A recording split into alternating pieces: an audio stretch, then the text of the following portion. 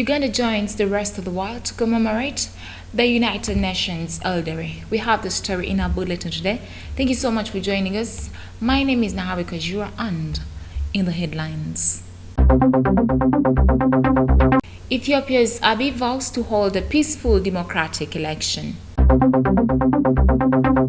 And Uganda joins the rest of the world to commemorate the United Nations Elder Day. And Sudan says open to interim dam deal with Ethiopia. Once again, thank you so much for joining us. Now, Africa Today starts with one of our top stories. Now, the Ministry of Internal Affairs has urged Ugandans to go through legal means while seeking for jobs abroad in order to help reduce cases of human trafficking in the country. We have more. Briefing the media on the reflections of trafficking in persons report 2020 amidst the COVID-19 pandemic at Silver Springs Hotel in Bugolobi, the Deputy National Coordinator Prevention of Trafficking in Persons, Agnes Igoye, said many of the victims do not go through recruitment agents, which has increased cases of human trafficking, hence urging Ugandans to use the right means while seeking employment abroad. Recruitment agencies are actually supporting government because when something, for example, happens and you've gone through a recruitment agency, it is easy to trace. It is easy to know that this is the person who took you abroad. But sometimes we meet the victims, they don't even know. They say somebody recruited them through social media, which account they no longer see. They will say they just met somebody, they were somewhere on the street. It's unbelievable. The ministry revealed that the COVID-19 pandemic further worsened the situation of domestic workers abroad, where many of them witnessed discrimination from their employers, food insecurity, reduction and non-payment of wages, forced returns, among others. There were restrictions of movements, as you may recall, but there were also forced returns, where many of our Ugandans were also stigmatized as carriers of the disease and chased away from their homes. Migrants were excluded from COVID-19 policy responses, such as wage subsidies, unemployment benefits, social security. We also witnessed our nationals brought back. I remember the International Organization for Migration helped us bring back over 200 back to Uganda, and some of them included victims of human trafficking. The ministry has, however, revealed that it is making efforts to sensitize masses on the legal steps to go through while seeking employment abroad. Nalgo Muyingo, Africa Today. Well, thank you so much, our reporter. Now, the Western Region Member of Parliament representing the older persons today announced that the elderly Honorable Canon Josam Tibasimwa announced that the day is meant to raise awareness on the abuse, rights, violations, and suffering inflicted on the older people, as well as representing an opportunity for stakeholders to promote a better understanding of the elderly. We have more. The Western Region Member of Parliament representing older persons, Honorable Canon Josam Tibasimwa, today announced that the day is meant to raise awareness on the abuse, rights violation, and suffering inflicted on older persons, as well as presenting an opportunity for stakeholders to promote a better understanding of the elderly. Normally occurs and is commemorated on the 15th of June of each year.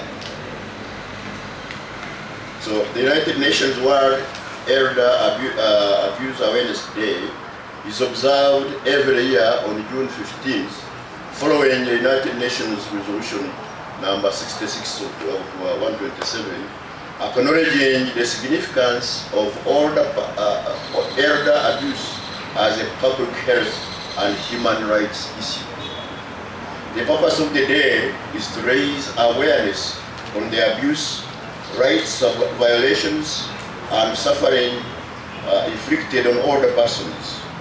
The day also presents an opportunity for stakeholders to promote a better understanding of abuse and neglect of older persons by raising awareness of the cultural, social, economic, and demographic processes affecting elder abuse and neglect. Honorable Jossam further said that there is an enactment of an Older Persons Act in realization of recurrent violation of older persons' rights and needs, which is not adequately addressed in the current laws, with the sole aim of protecting older persons against abuse. Now, there is an enactment of an Older Persons Act in realization of the recurrent violations of older persons' rights and their peculiar needs, which are not adequately addressed in current laws. The government initiated the process of enacting an Older Persons Act with the sole aim of protecting older persons against abuse. Principles for the bill have already been passed by the Cabinet, consultations on the bill finalized, and the bill is now ready for presentation in Cabinet. The theme for the commemorative activities today, the 15th of June 2021, Ugandans have joined the rest of the world to commemorate this day under the theme, Building Resilience Among Older Persons during the COVID-19 pandemic. This theme provides an opportunity for government and stakeholders to reflect on the peculiar needs of older persons as we respond to COVID-19 pandemic. As we fight this pandemic, it should be noted that globally, older persons have greatly been affected, as over 70% of the victims are persons aged 60 years and above. This is because many older persons have several underlying health conditions like hypertension, diabetes, cardiac, renal, and respiratory problems, among others, that are common in old age. The day is celebrated under the theme Building Resilience Among Older Persons during the COVID-19 pandemic. TV Africa News, Kachanchu Mtabazi reporting. Well, thank you so much, our reporter. Now let's go for a quick break. We shall come back with more news.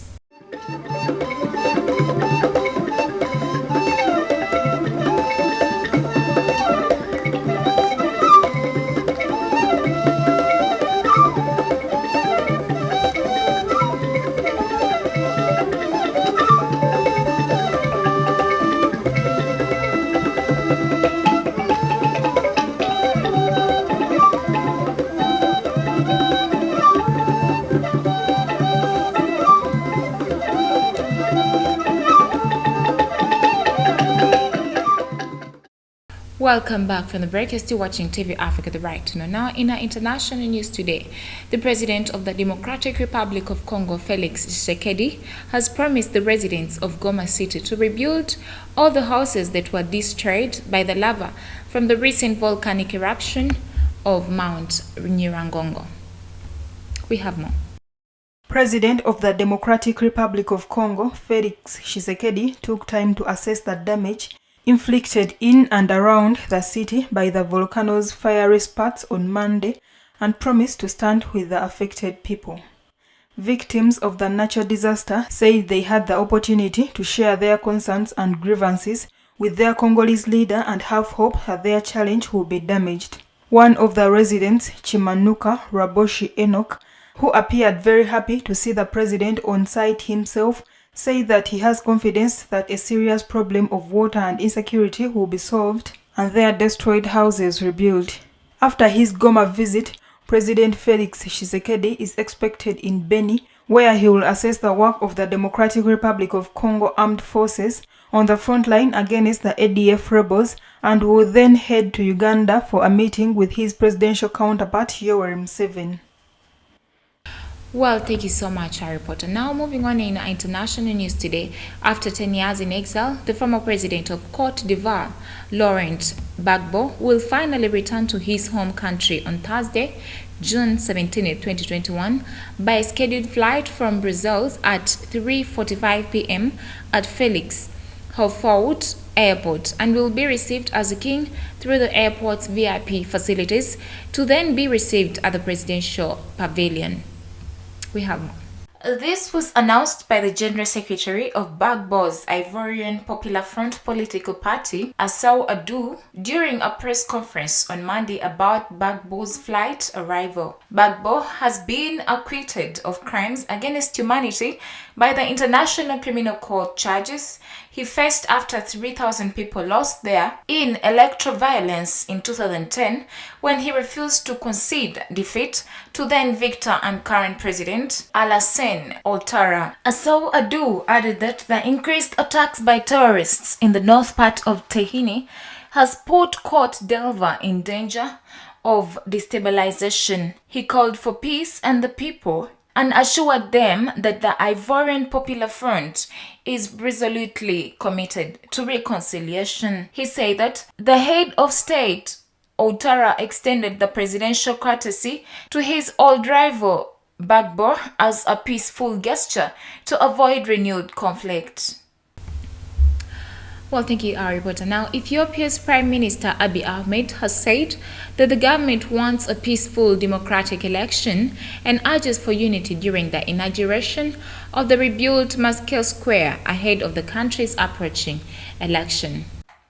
Prime Minister of Ethiopia Abiy Ahmed said that they are facing an election that will develop or destroy their country due to the division that has been born out of conflict, and called upon again for an agreement and for the protection and prosperity of Ethiopia. The reputation of the Nobel Peace Prize winner has been tarnished as he has waged a military campaign in the Tigray region, where the United Nations warned on Friday that tens of thousands of children risk starvation. The United States on Friday voiced alarm over conditions ahead of Ethiopia's elections, saying that ethnic violence and detentions of the opposition figures will raise doubts about the voters' credibility. Ethiopia's elections are going ahead after 2 delays. Election authorities last year pushed back polls due to the coronavirus pandemic and then delayed the vote from June 5th due to logistical concerns. Well, thank you so much, our reporter. Now, the French Finance Minister Bruno on Sunday signed intergovernmental agreements with Egypt to invest $4.6 billion in the most populous Arab country's public transport and renewable energy sectors, financed by the French Development Agency between 2021 and 2025. We have more. With the billions in financing, Egypt has become a strategic economic partner of France. It is the top country in terms of loans from the Treasury, said the visiting French minister. The first tranche will be for transport giant Alstom to supply 55 underground trains for Cairo Metro's Line 1 for a total of $969 million, financed by a loan from the Treasury. The line, used by over 1 million commuters daily, has dilapidated carriages that are over 3 decades old. Le Maire said, while in Cairo, that cooperation has been expanded to cover renewable energy, water purification and public transport, as well funding for universities and social safety nets. Cairo, with a population of over 20 million renowned for its gridlocked roads, suffers from a lack of safe and efficient public transport. Egypt has also been one of France's biggest arms clients since President Abdel Fattah al-Sisi took power in 2014. Well, thank you so much, our reporter. Now let's go for a quick break. We shall come back with our business news.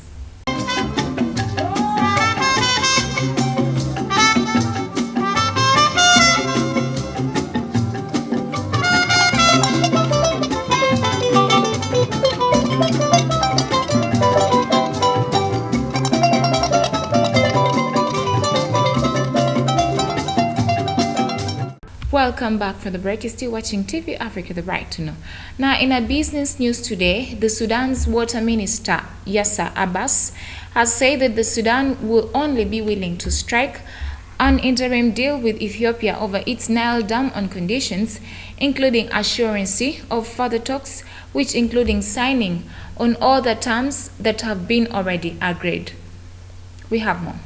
While speaking to reporters in Khartoum on Monday, the water minister said that given the time constraints, Sudan will accept an interim agreement based on certain conditions which includes signing on other terms that have been already agreed. Downstream Egypt and Sudan have been pushing upstream Ethiopia to ink a binding deal over the filling and operation of its mega dam on the Blue Nile that broke ground in 2011. The minister said the three countries had already reached consensus over most technical matters but failed to reach a binding deal. Last month, African Union Chairman Felix Tshisekedi and the U.S. envoy of the Horn of Africa, Jeffrey Feltman, held talks with officials from Egypt and Sudan on the long-running dispute. Addis Ababa, which said it reached its first target of filling the dam last year, has announced it will proceed in July with or without a deal.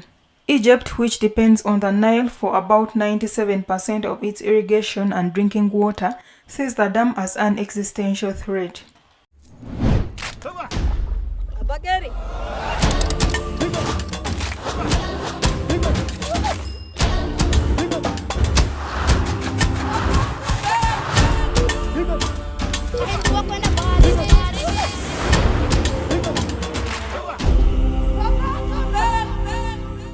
Away from business, in Africa Today Health, now South Africa's President Cyril Ramaphosa is happy about the promise made by nations at the G7 meeting in Britain on Sunday to donate at least 1 billion coronavirus vaccines to countries in less favorable conditions. We have more on this report. Although he questioned why only one African nation was invited to attend the summit, the South African leader nevertheless welcomes the pledged assistance that will be beneficial to many countries on the continent.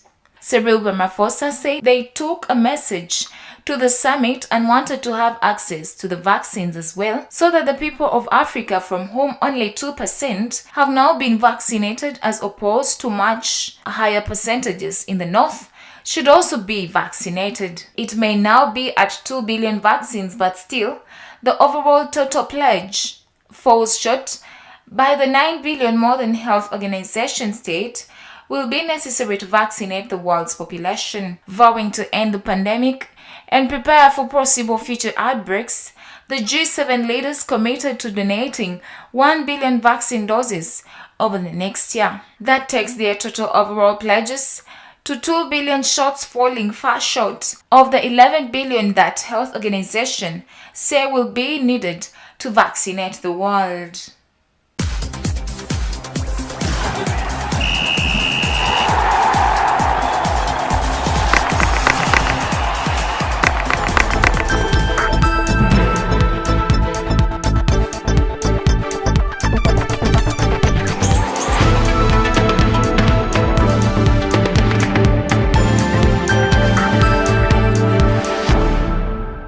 Well, thank you so much, our reporter. Now, in Africa Today Sports, the final round of the 2021 FASO Super League is scheduled to take place this Saturday, 19th June, at the Old Kampala Sports Arena, Mengo. It is a battle for decent places on the final standings, as well as the trophy and gold medals for the champions in the waiting. Let's take a look. After the first set of the classification matches last Saturday, focus and attention switches to the other classification games. Yik Kaboa and Kisenyi face off to determine who will finish 7th and 8th in the final table standings. On the other hand, Aideno Sosa shall battle Kampala Junior team for the 5th and 6th positions. James Kawesi, Aideno Sosa head coach, said that they want to have a decent finish in the league as they face KJT once again, with the target of winning and getting the momentum going to the Uganda Cup in the coming weeks. Nkata is also the current top scorer of the league with 14 goals and will eye the fixture against Aideno Sosa to add to his personal tally. Synergy will face Mengo in third place playoff as the long-awaited finale will be between debutants Big Talent Soccer Academy and PAC. The Futsal Super League is organized by the Futsal Association Uganda. Well, thank you so much, our reporter. Now, we still urge you to go and have your vaccination if possible. And thank you so much for joining us from where we started from. Don't forget to subscribe to our YouTube channel. We shall give you the updates always. It is TV Africa, the right to know.